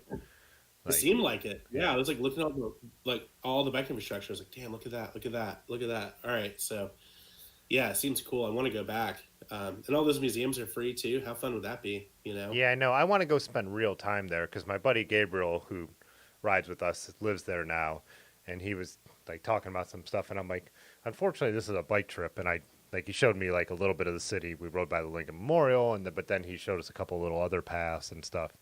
Took us to a cool restaurant, but I'm like, I need to come back, and I'm still gonna have my bike with me, but like I really want to get back there and like do the whole museum thing. I'm pretty nerdy, so I would enjoy all that stuff. Yeah, that was wild to see, and they're all free. It's incredible. We did a lot of that, which was cool, just to see all that stuff. Like, you know, was African American History Museum was unreal. Portrait Museum. I'm sure you would love that too with all your work in photography and media. It was super thick. So yeah, DC's cool. It seems like a little slower than most of the other cities in the Northeast, which is weird because it's just as expensive, if not more. But it seems like a cool place to visit. Like if I lived within a few hours, I would definitely go there for like long weekends or something. If I lived in like Richmond or something. But yeah, kind of a cool place, cool to have for sure. Yeah, it's impressive. And I was saying to my buddy Gabriel when we came around the corner, and like you even see the Capitol Dome, something that is so like you see it like it's in the background of every news report and everything, like NBC News and whatever. But it is big and it is impressive and it's so iconic and stuff. And it's just like, you know, lately for me a lot of things have been frustrating, but at the same time, it's like has the same effect almost as the Eiffel Tower in Paris when you walk around the corner and see it for the first time. Same with the Washington Monument. They're just so iconic and they're so on a scale that we don't have in Akron, probably that you don't have of buildings in Tampa, that it does. No, really. Yeah. You do, like you ride around a corner and you're like, oh shit, like that is impressive. It's very crazy. Yeah. Like Lincoln Memorial, MLK Memorial was unreal. Was it Tomb of the Unknown Soldier? All that stuff that you've always heard about. I'm like, yeah, okay, cool. But to see, like, Lincoln Memorial is crazy because you got to walk up like 50 stairs to get to it, and it's so big. But people have walked up and down the stairs so much that the stairs are like concave, like grooved out. And to see the Lincoln Memorial, like, it's so big, which kind of sounds like an obvious statement, but when you really look at it, you're like, whoa, this thing's like 50 feet tall. Yeah. This is super crazy. Maybe not 50, but it's definitely way bigger than I ever cared to think about.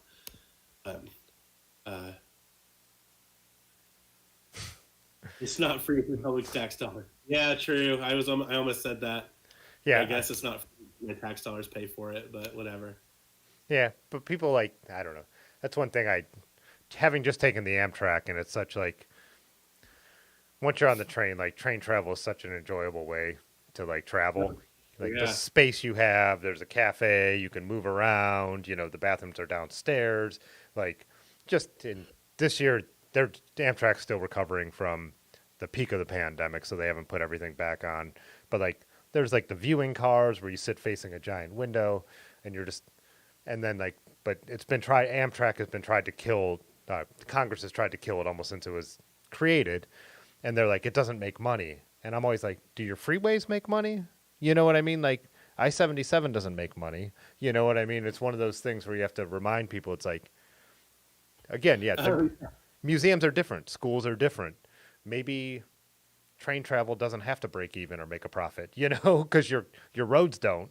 We just pay for them altogether to have roads so we could drive our cars.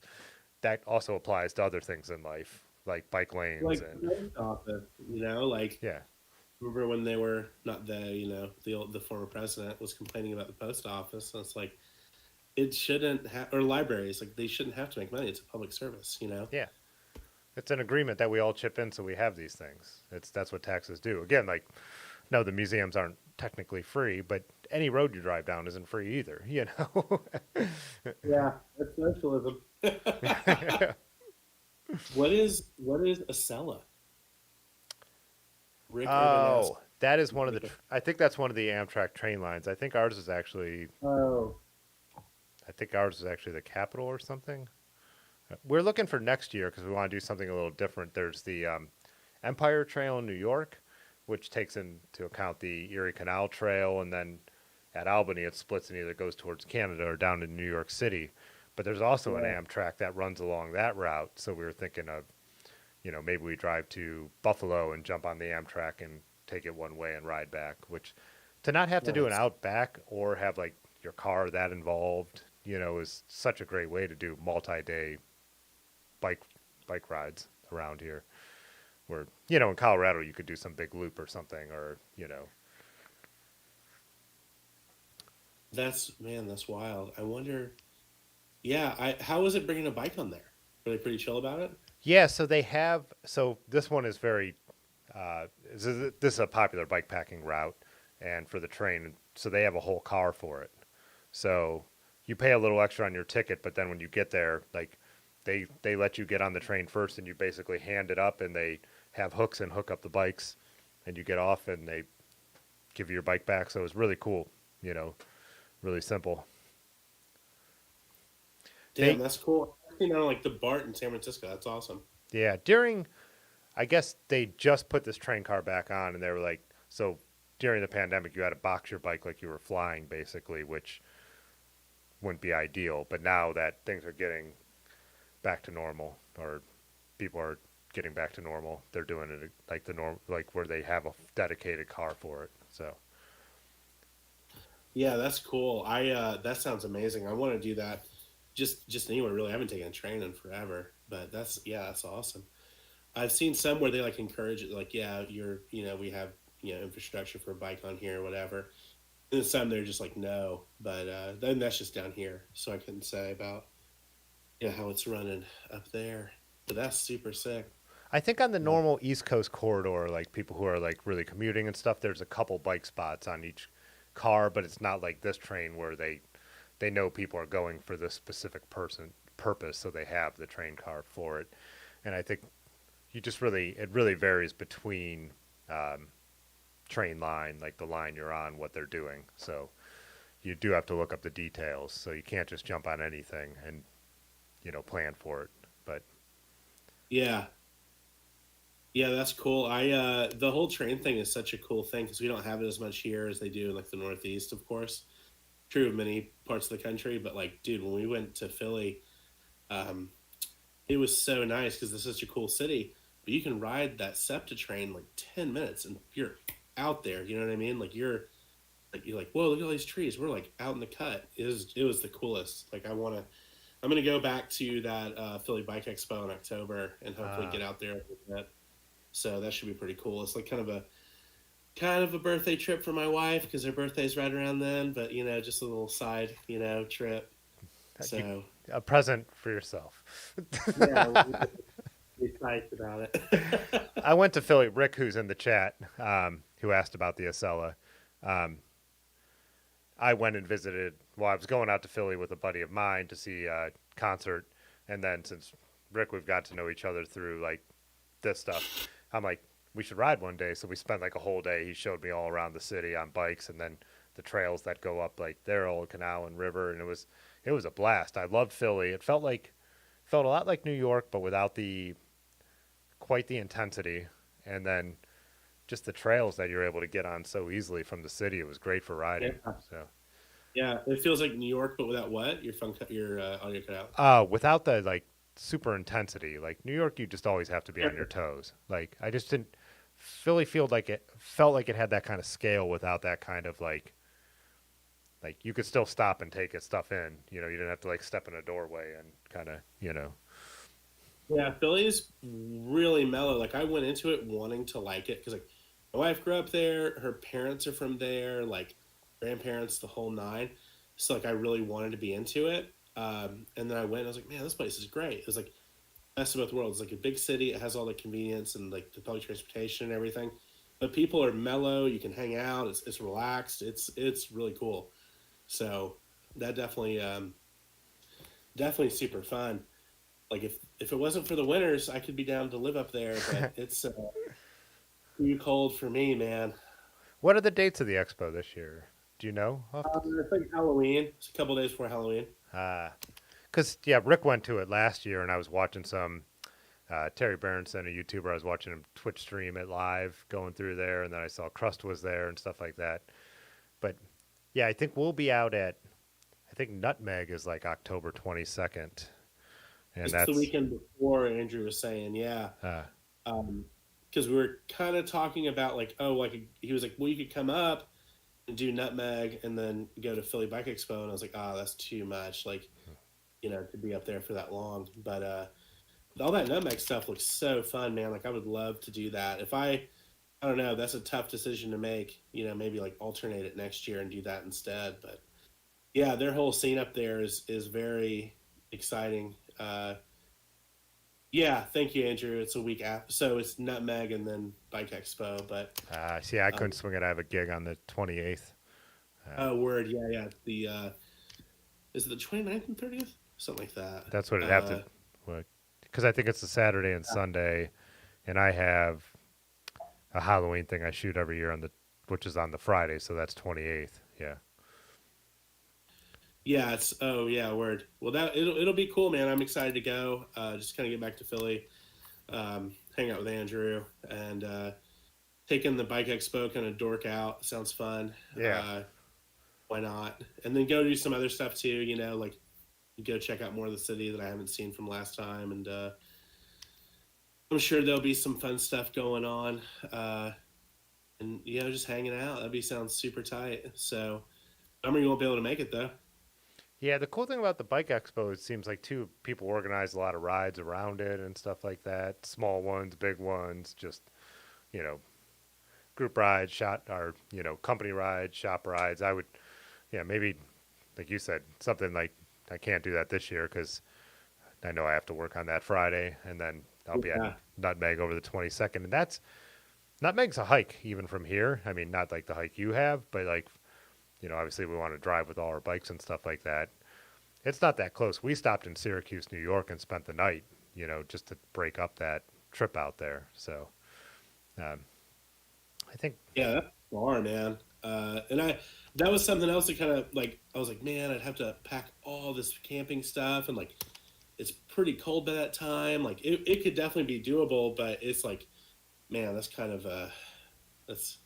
a mission for sure. But it would be really cool. It would be really cool to see all that stuff in person, man. It looks like a super fun ride, and everything they're doing is kind of the blueprint or whatever of like non-competitive fun riding. That's still something you can really base your personality around. Yeah, exactly. Yeah, it was pretty cool. And what we did to make like more out of it, like my girlfriend has a friend in Boston, so she went and visited her, and then me and my buddy Large Marge, we just went and did like a credit card tour of Connecticut. So we went and rode for like 3 days. I have a friend in a different part of the state. We rode upstate with him one night, and then we just got hotels and just kind of like bounced around the state. But it is super iffy weather-wise. We got really, like actual Nutmeg, really lucky. Like it got down to like 30 while we were overnight camping. So, but since it was car camping, we brought a lot of, blankets and stuff. But during the rides, it was like, 50s and 60s. So, but yeah, that could go either way. I mean, they're on kind of the same latitude as us here, and October 22nd could be snow or it could be 75. You have no idea when you're trying to plan for that ahead of time. So Yeah, dude, like it's still hot down here. yeah, Like, so I was like, dude, if I could drive up there and have all that stuff, I could be into it. Like, I could still make it happen. Of course, I just, I can't do 2 weekends up there in a row. But yeah, I think it will be tight, and decided to cruise around Philly with Andrew and check out some of the stuff where like my wife grew up and everything. So kind of, do a little bit of both, like best of both worlds, as far as a couple's trip and a bike trip. So yeah.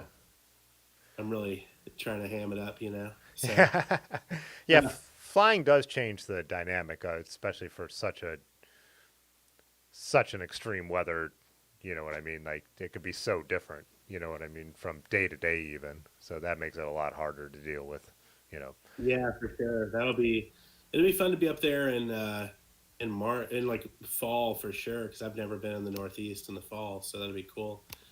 So yeah, it Stunningly sounds. beautiful. I mean, the hills and like the stone walls, and then they have it planned so it's peak fall color, and it just happened to like peak over Nutmeg Weekend. You're just like, I don't know, fall in the Northeast, fall in New England is. I mean, it's not a cliche for nothing. It's stunning. True, You yeah, know.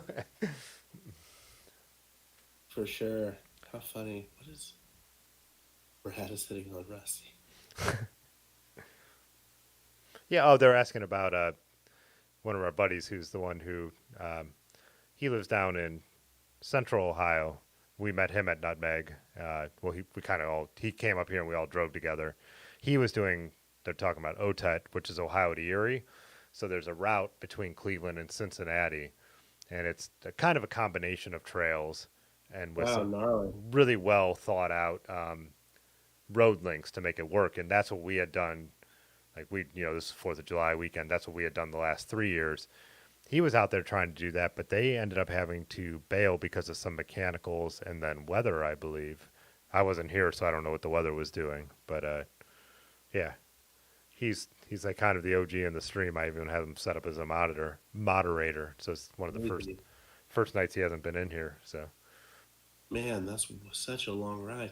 My stepdad is from Cincinnati, and hmm. I know it's the exact opposite of the state. Damn, that's wild. Yeah, it's not close. Cincinnati's not. It's at least a 3.5 hour car drive with no traffic from here.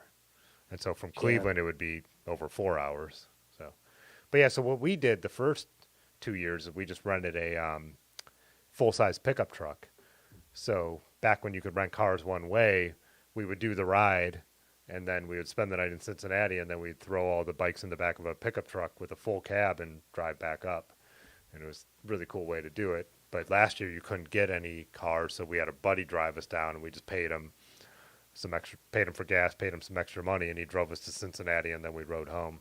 But it's really, yeah. How to get back? Yeah, that's crazy. How funny. But it's cool. It's a cool. Ohio's a diverse state, like more than people think, like terrain wise. You get near down by Cincinnati, it's like wooded, some hills. Central Ohio becomes like pan flat farm country, and then you start to get back up through Amish country, which is these just absolutely like beautiful rolling hills. Almost feels like New England in a way. So Interesting. Yeah, I've never been up there, unfortunately. I want to check it out because I've heard so much about mainly that Cleveland scene from John, like Joy Machines and Blazing Saddles, which are, my God, what great name for bike shops. yeah, I know both of them. Yeah, Joy Machine, like what a great name, and then Blazing Saddles, of course, too. Um, but yeah, I want to come check it out in the summertime, probably. yeah. Well, yeah, summertime or early fall, I guess. Yeah, for I sure. mean, if you consider I always think of like the Memorial to Labor Day thing, but September is generally a pretty good time because we get middle of summer here is like Florida. I mean, it could be 90 degrees and it's humid. It's super humid here. So, uh, Yeah, but again, it's so random. You just don't know. You can't, you can't plan for the weather in the summer. September is generally going to be a little more perfect. That 70s and a little drier, hopefully. But we've Right. had snow in September too, so you know. Yeah, yeah, sounds like a plan. I want to go check it out for sure. Um, Seems like a cool play. I mean, why not, right? So, Yeah, and we have a trail that runs all the way from Cleveland through Akron here, so 35 miles, and then continues on um, 110, a whole 110 miles. So there's a great, it follows an old canal route, and it's just really, really cool. Like scenery changes the whole time as you go through Cleveland and Akron, then becomes totally rural, then becomes totally wooded, then becomes way more rustic with small towns. It's, you know, pretty, pretty, pretty neat. You know, we kind of remind ourselves not to take it for granted. yeah, for sure. Yeah, sounds damn good point, Rick. Um, yeah.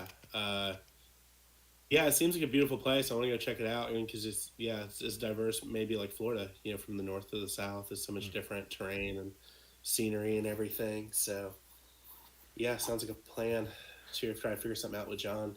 Yeah, The as cruise. as Rick just said, go to Akron after the cops get indicted to be safe. So I don't know if you're seeing it in the news. We're having a rough time here in our city lately. Yeah, of course. Yeah, shit sucks, and they need to fix that shit for sure. Um, yeah, not to get all into that or whatever, but yeah, fuck those guys. Yeah, it was Um, it was tough to be on vacation while that was going on. You're trying to like have a good time and do some posting, and at home everything is going to hell. They put a curfew back in for tonight for all of downtown. Our downtown just went through a rough COVID, but then also a huge rebuilding of Main Street, which has really been rough on all the businesses. And then now we have the police department to deal with and just shutting everything down again. So yeah, man, what a that sucks. I don't know what to say, but can't be out after 10. What if you're an adult? There's a curfew for any curfew is, vehicle? yeah, you have to be police, fire, or medical, or driving directly to work is what the curfew entails. And I don't even think it's 10. I think it's earlier than that. You said someone's Jade. Oh, Jay Dandy. J- Yeah, Jay Dandy's over in Kent, Ohio, which is 10 miles from here down the bike path. So if you know Kent's claim to fame, unfortunately, is another negative event, but May 4th, when the yeah, National Guard shot the students. But right. Penn State, right? yeah, that's a, Crazy. I mean, that's history in this world. So I mean, it's unfortunate, but you know, it's I don't know. That's a whole other ball of wax there. yeah, yeah. Like shit. Uh, you know, I don't know what to do there, but um, I don't think anyone does. I guess because no one's done anything. But uh, that's crazy, man. That's so nuts. That's going on up there. You guys got anything else fun going on for the summer? Um, I haven't really planned like getting through this trip. Not getting through it in a negative way, but everything kind of built up to that. And I had a really busy spring with work, which was really good.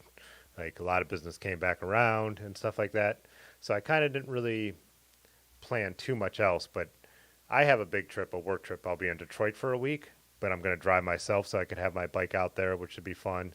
And Detroit is super interesting city, but I've never ridden a bike around it, so I'm kind of looking forward to that. So that's kind of the next thing I have, but a bunch of overnighters and stuff like that. Like hopefully just plan some simple, quick getaways on the bike. Yeah, that'll be sick. And that's the funny thing is now it's like prime time for you guys to get out and camp and everything. Yeah. Whereas for us, it's too hot. Yeah. Some people do it and it's like, dude, that's just miserable. Like I'm not that down.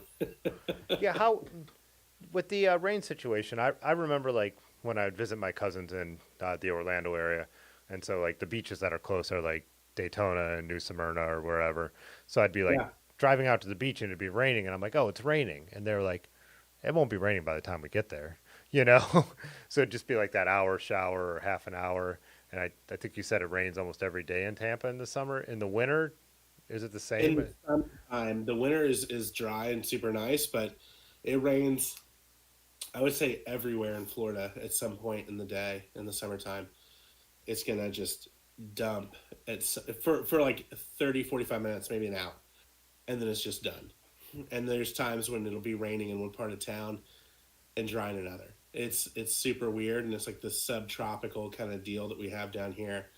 But yeah, there's times if you're driving like from Lake Mary, where your family is, to New Smyrna, you could pass rain twice and it'll be bone dry at the beach. It's wild. So yeah, and if it's raining, you're just like, oh, whatever, we'll just give it 20 minutes. It's really no big deal. So even if you get stuck in like the rain when you're out riding, you're like, all right, I just could guess. We're just gonna chill here for a hot minute. Yeah. So it's just picking up all that moisture for you off the Gulf, and it just kind of dumps whenever. Or... Right. Yeah. Exactly. And it cools everything off, thankfully. So it's kind of like gotta hit a breaking point where it's gonna cool everything off a little bit, which is great. But it's yeah, it's nice, but it's a double edged sword for sure. But it's definitely gonna rain every day. Huh. So yeah. It's weird. It's a weird place, but it's yeah. Yeah. It's just.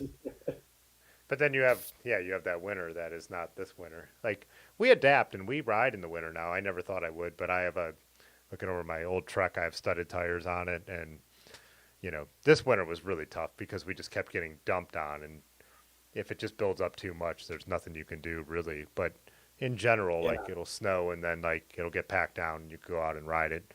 And since you're doing physical activity and you just start to, December, it feels like you're going to die because it's so cold. By like late January and February, you're like, oh, it's only 25 today. Perfect. So. Yeah, it's a weird. I've ridden in cold weather, and it's a weird experience for me. But it's like, all right, I guess we'll just wear all this stuff and just. But it's interesting. It's a different challenge, Whereas down here, like I'll always have like a rain jacket in my bag and be like, all right, cool. I got a poncho. I'm ready. Or obviously a spare shirt because it's so hot. Like I'm gonna sweat through 2 shirts. That's fine. I'm just gonna have them here in my. That's why maybe bags are so popular. But we just have to a spare change of clothes or whatever, and be like, all right, we're ready. It's just the inverse of those two. They're the same but different. It's so funny. Yeah, see, I find myself in the summer not bringing the rain jacket because I'm like since I've discovered you wear like a wool T-shirt or like something that's just quick dry, that I'm like, Yeah. I would rather just get wet from the rain than wet from sweat. So my rain jacket's only for like middle temperatures, like where I might get caught in the rain on a tour or something. But anymore, I'm like, if there's a chance of rain here, like anytime over 90, it probably starts to become like Florida where it could just rain. And I just risk it. I'm like, hey, if I get wet, it's going to be hot still. You know what I mean? So Sometimes it's nice. You're like, oh, thank God. All right, cool. Like we're like cool off a little bit. It just depends on the ride. Like if I'm out like on a trailer or something, I don't really care. But if it's like riding around town or something, it's like, man, I don't really want to be soaked and show up at this restaurant or something. yeah, that's a difference if you're going somewhere. It all depends, yeah, but totally. Sometimes it's like, oh, this is great, cool. Like I'm just gonna cool off. It's unfortunate reality, but it's what are you gonna do? Everyone has their quirks, I think, except Southern California, and that's why it's overcrowded, and that's why I don't want to live there either. So Yeah, it's a tough thing. I've had, it's the best weather, it's incredible riding, but it's like so expensive, so overcrowded. And it's I was just talking about that with one of our bike shop owners here. He was talking about making like some like tech tees, and I was showing him those ocean and sand shirts, which are like kind of like tech tees with like jersey pockets. I'm like, dude, we can make this would be incredible. And we were kind of basically the reason I mention it is we're like, dude, all that California stuff is amazing, but it's not designed with humidity in mind. So, yeah. but it's all super cool stuff. So hopefully he can adapt it to that. That'd be great. I really like going to the thrift store and finding old button downs that are so worn out. Even like polyester ones, they're like when they're almost threadbare, they work better, I think, than like technical stuff and as good as smart wool. I'm just like, they get wet, they dry, super fast. And Oh, yeah, for sure. They're so thin, yeah, that it makes a ton of sense. Yeah, it's awesome. That's the way to do it for sure. And it's just, rain is not going to hurt you. Yeah. It's really not a big deal. It's not like snow where you could really freeze. yeah, that's the other thing. Like in winter, like the thing that people think is like, oh, you just like put on a ton of stuff, and it's like, no, you kind of go and get really cold for a while. Like you have a mile that is just brutal because you don't want to get sweaty, especially if you want to stop. So like Yeah. you have to be like walk that line between what do I wear that like I know this first mile or two is going to be brutal, but then I'm going to build up some heat and be fine, but not Right. overheat because you don't want to overheat. Like you can't just throw on the down puffy jacket, you know, and like or you do, but then you have to stop, put it in the bag type stuff, which that's what I'm learning, you know, more and more. Like as I I've get done that for sure. Yeah, it sucks. You gotta stop and be like, I gotta take this off. All right. Oh wait, now I'm cold. Yeah, I haven't mastered that at all because I do it so infrequently. So I need to learn about that for sure. and it makes your whole planning for the ride take more time, getting ready for the ride take more. It's when spring hits here, it's thank God, you know, it's Yeah, for real. That's awesome. funny. What time do you think we should wrap it up for the evening? It's almost 10:40. Yeah. Yeah. I'm a little. I wasn't sure how long you wanted to go, but let's do it. It sounds Yeah. good.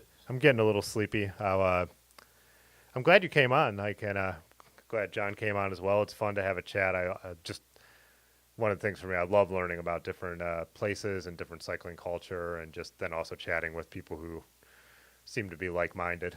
So, Hopefully, I didn't talk your ear off. oh no, that's like I said, the less they have to listen to me, the better for everybody. Love to be here. Let's listen to me. Well, thank y'all for having me. It was a pleasure, and I hope to see y'all in Ohio soon. Awesome. Have a good night.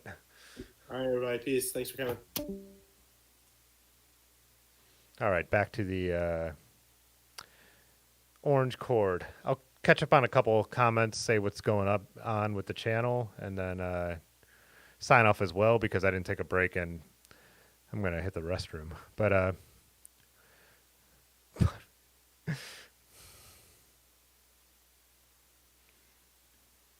oh yeah, Brad, you said easier to warm up than cool off for you. Definitely, I get that some people run hot, and Brad's one of them. Like when we were doing uh, CNO trail, it was 100 degrees almost in Washington, and I know that made it so you're struggling, but. Blackball said, people know me as the guy who shows up dirty from cycling. It's a cultural division. Yeah, I get that too. Especially, I mean, it depends on what you're doing. Like sometimes I'm riding to a photo gig and I have to show up at least a little bit respectable. Here, I can move this out of the way now. I'm not using it. Actually, unplug it. Yeah, Steve was cool, right, Jay Dandy? Yeah. Both the dudes. It was really fun. Yeah, that's Brad. People who build the cycling community, I think that's what I was trying to get at early on is like I just realized like event planning and doing stuff like that is just not my thing. So I like to, you know, hopefully I could use whatever social media or this channel to promote stuff, but I just found out I don't want to be the guy doing it. So, you know. Hey, what's up, Jacob? You said just tuning in. How was the trip? The trip was great, and I think I'll do a stream. So either Tuesday or Thursday, I'm not sure yet, but maybe that's part of what I was saying, update the channel. Maybe get Brad or Large or Aaron on. Unfortunately, I think we might have a thing of COVID running through the group of friends, so that might slow it down. But I didn't want to go too into the trip until I had like my photos and so I could show all that stuff while I'm talking about it. I think that'd be a little more fun. Have the video up, have some photos edited, and then go into it. But we had a blast. We got lucky with the weather. It rained really hard twice, and we were already in our tents for both of those times, which is amazing. And it drizzled one time on a hot day where we were climbing up the Continental Divide, so it didn't even soak our stuff. It was actually just kind of nice to cool us off a little bit, kind of like we were just talking about. So, Party Size said Steve undersold how good their community is. He went down there only kind of knowing him and left with a ton of new friends. Yeah, I totally got that vibe. And let me drop in the chat your video, Party Size. I was trying to do that earlier, and then I was like, I don't like it when I don't look like I'm paying attention. So I was going to play it in the background too and bring up their Instagram in the background. Their Instagram is linked in the description of this video.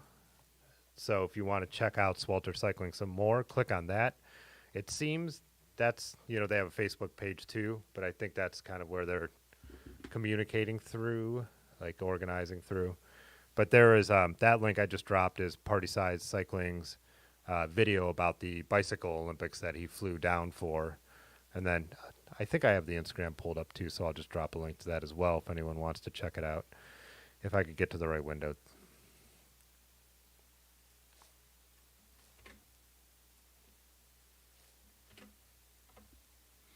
Yeah, so there's the that. Does anybody know any good cat sitters?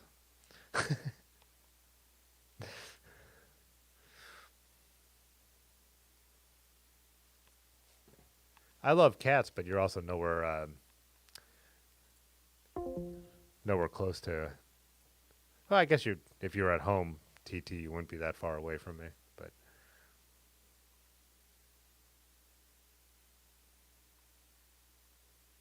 oh, nice. We'll get into this. Maybe I hold off on the CNO and Gap Trail stream to Thursday because I'd like to jump back into some of the photos you all shared. I just see Dimitri just dropped a new bike video in there and stuff like that. But yeah, I don't know. We'll play it by ear. We'll see what happens with the COVID situation and stuff like that. But it'd be fun to get Brad and Aaron and Large Marge back on here and like do a full group chat about our trip with some of the photos. But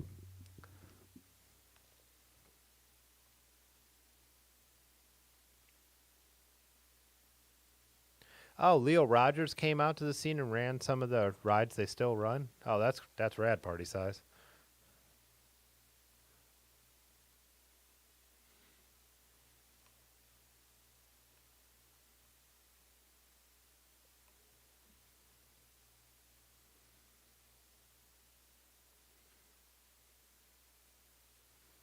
Oh, Jacob, you said there's a dude up in Mid-Coast, Maine that runs $30 gravel rides. 150 people come. Dude does so much for the community around here just by that simple thing.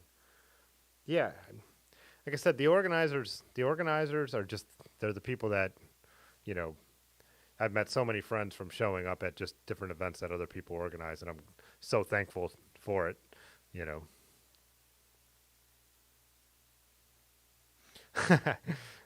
Blackball said those group chats with Aaron and Brad are friggin' parties. Yeah. And I think we'd probably move it up to 8 o'clock too to make it so a little more friendly for everyone's schedule. If we do that stream. Did I just pick my nose? Yeah, I feel like I have I felt like I had a nose hair sticking out there. So, technically a nose pick, but more of a exploratory expedition, if you will. Do you think that's the worst thing I've done on a live stream, Rick?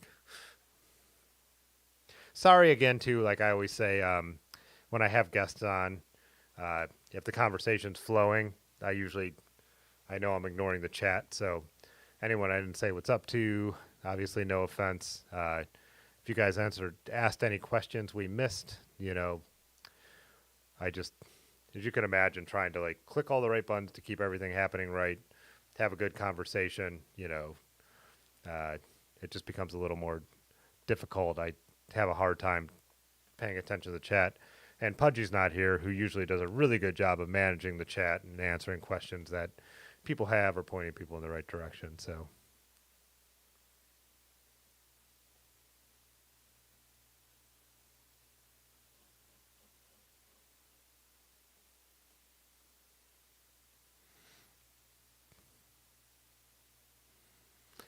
just dig in, Bug. But Patrick, what's up, too? I did see you jump in there. We were talking earlier in the stream and then again later about the weather thing, and I referenced you and Rusty and like the same kind of thing, how your summer is winter and your winter is summer, and we were chatting about that a little bit. So,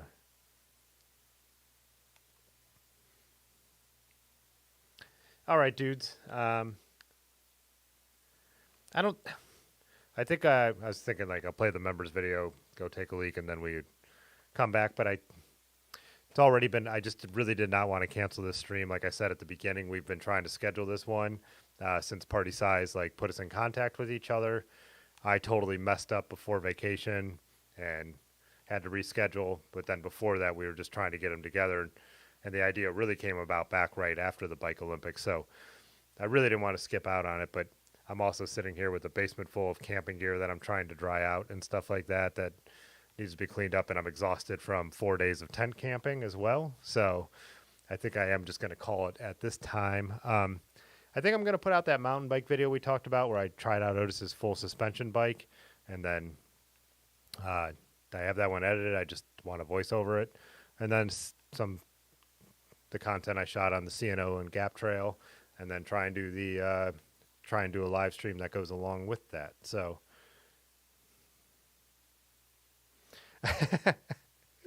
all right, guys. Thanks as always for joining. It was fun to have, a different perspective or different geographic perspective on cycling. And videos over the weekend and live streams next week. Okay, bye. All right. Okay, Yeah. this is not okay. Fitzwater photo.